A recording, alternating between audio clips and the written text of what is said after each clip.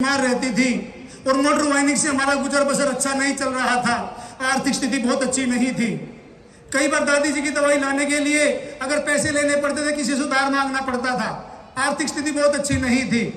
उसी बीच में मेरे फादर ने इस आरसीएम बिजनेस को किया, और किया नहीं दोस्त, मैं तो ये कहता हूँ जिया है उन्होंने। केवल 7 साल किया है, और सीखते हुए जब उन्होंने सिस्टम को किया तो वे रॉयल्टी मुकाम पे पहुंचे, टेक्निकल पे पहुंचे, तो सिस्टम की हाईएस्ट जो लेवल रहा उनका रूबी लेवल पे पहुंचे। और जब रूबी लेवल पे पहुंचे तो एक अच्छी इनकम, लाखों रुपए महीना की इनकम इस सिस्टम में आती रही, आने लगी। और दुनिया की सारी खुशियां हमारे परिवार में आ रही थी, और ये दुनिया बहुत जबरदस्त लग रही थी, अच्छी दिखाई दे रही थी। लेकिन वो 24 जून का वो काला दिन आज मैं अगर याद करता हूं तो वास्तव में मेरी रूह कांप उठती है। मेरे पिताजी पानीपत से आते समय एक रोड एक्सीडेंट में गुजर जाते हैं, और उस जो खबर हमें मिलती है तो मैं वो परिवार को मैं बता नहीं पाता, और मैं चाहते वहां जाके देखते हैं तो कुछ नहीं पाता, पता चलता पिताजी गुजर गए हैं। 24 जून 2010 का वो दिन अगर हमारे परिवार की बात करूं तो मैं याद करके रोता हूं, और मुझे कुछ नहीं सोचता मैं क्या करूं क्या नहीं करूं। 2 से 2.5 महीने मैं उन दिनों पढ़ता था, जब मेरे पापा इस आरसीएम को करते थे मैं उन दिनों पढ़ता था। मेरी उम्र 20 से 21 साल की थी, और जो गुजर गए तो मैं एकलौता एक वारिस अपने परिवार में था। 5 बहनें मेरी थी, और सारी जिम्मेवारियां मुझ पे आ गई। और मेरी मम्मी पूछती थी मेरे से, बेटा अब कैसे होगा, अब कैसे होगा? तो मेरे पास कोई जवाब नहीं होता था, और हम और हमारी बहनें और मेरी मम्मी बैठ के रोती थी।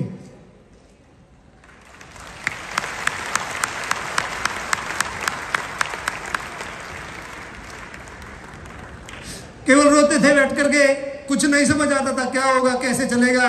लगभग 2-2.5 महीने ऐसे ही निकल जाते हैं। एक दिन हमारी ग्रेट अपलाइन मिस्टर सुशील भारद्वाज साहब का हमारे पास फोन आता है, और बोलते बेटा क्या कर रहे हो? मैंने कहा सर कुछ दिखाई नहीं देता, घर कैसे चलेगा, मेरी बहनों की पढ़ाई कैसे होगी, कहां से आटा आएगा, कहां से तेल आएगा, कुछ समझ नहीं आ रहा है। बस रोते रहते और क्या करें क्या नहीं करें, समझ नहीं आ रहा कैसे होगा। उन्होंने कहा बेटा घबराओ मत, आपके पापा की जो कमी है वो इस दुनिया में कोई पूरी नहीं कर सकता, लेकिन उनके जाने के बाद जो आटा तेल, जो आपके परिवार की जो पढ़ाई लिखाई, आपकी बहनों की जो पढ़ाई लिखाई है, ब्याह शादी के जो खर्चे है, वो आरसीएम कमी नहीं आने देगा, ये वादा करता है आरसीएम बिजनेस।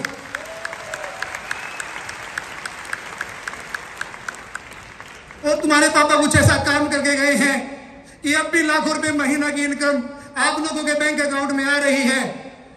जब उन्होंने ऐसा कहा तो भी विश्वास नहीं हुआ, लगता ऐसा कुछ हो सकता होगा, ऐसा बिलीव नहीं था। और ये बात मैंने अपनी मम्मी से जाके कही कि आज तो सर का फोन आया था, और वो बोलते थे कि आपके अकाउंट में भी लाखों रुपए महीना की इनकम आ रही है, क्या कुछ ऐसा हो सकता है मम्मी जी? उन्होंने कहा बेटा तुम्हारे पापा एक बात बोलती थी, मैं अक्सर मीटिंग में उनके साथ जाती थी, तो एक बात बोलते थे, अगर अपने बच्चों से सच्चा प्यार करते हो तो इस आरसीएम बिजनेस को जरूर कर लेना।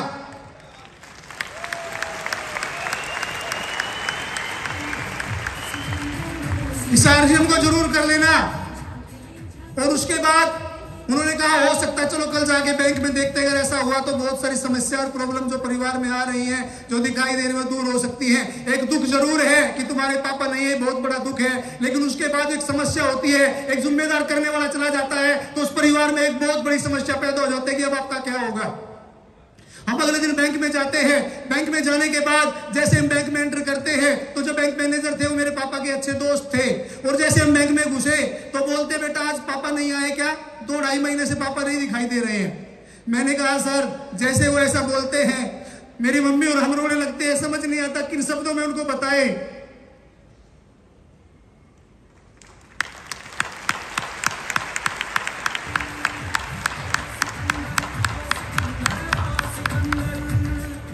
फिर वो लोग हमें चुप कराते हैं, पानी पिलाते हैं, और बेटा बोलते हैं कि जो होना था, जो भगवान को मंजूर है वो हो गया है, लेकिन अब हम तुम्हारी क्या मदद कर सकते हैं। हम पानी पीते हैं, उसके बाद बोलते हैं सर एक बार हमें ये बता दीजिए कि हमारे सीनियर साथी बताते हैं कि अब भी लाख रुपए महीना की अर्निंग आपके अकाउंट में आ रही है, क्या पैसा अब भी सच में आ रहा है? तो वो अकाउंट चेक करते हैं, और अकाउंट चेक करने के बाद बोलते हैं हाँ बेटा अब भी तुम्हारे पापा के जाने के बाद लगभग 7 से 8 लाख रुपया बैंक अकाउंट में आ चुका है।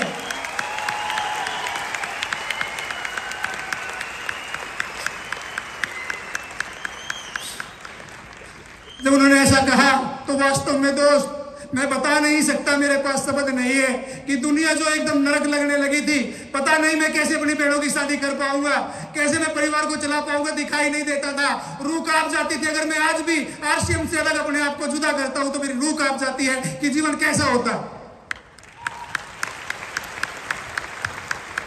और उसी की बदौलत मेरी आज 4 बहनें, उनमें से एक बहन की मैंने शादी की है, उसके बाद मेरी 3 बहनें आज एमए और बीएड करके बीए करके, 2 बहनें मेरी आज हरियाणा सरकार में गवर्नमेंट जॉब में है, सेवाएं दे रही हैं।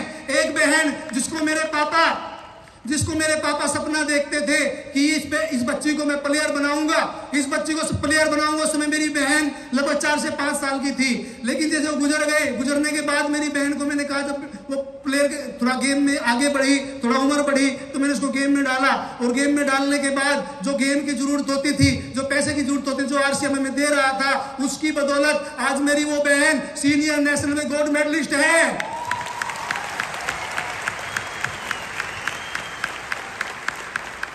सीनियर नेशनल में गोल्ड मेडलिस्ट है और अपने वेट में इंडिया के अंदर एक रिकॉर्ड बनाया हुआ है। 10 किलो ज्यादा उसने उसमें उठाया है,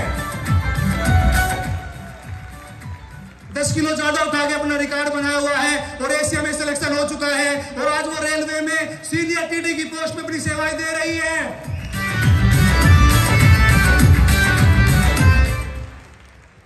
और दोस्त, उनके जाने के बाद आज मैं अगर आपको बताऊं, आज भी लाखों रुपए महीना की अर्निंग आ रही है। मैं अपनी बहनों की पढ़ाई पूरी करा पाया हूं, मेरी मैडम खुद मेडिकल स्टडी कर रही है, मेरे बच्चे अच्छे स्कूलों में जा रहे हैं और आज भी लाखों रुपए महीना की अर्निंग, गाड़ी, अच्छा मकान मेरे पास है। तो ये सब ताकत अगर मुझे मिली, जब सब खुशियां मिली है, तो ये आरसीएम की बदौलत है दोस्त, आरसीएम की बदौलत है।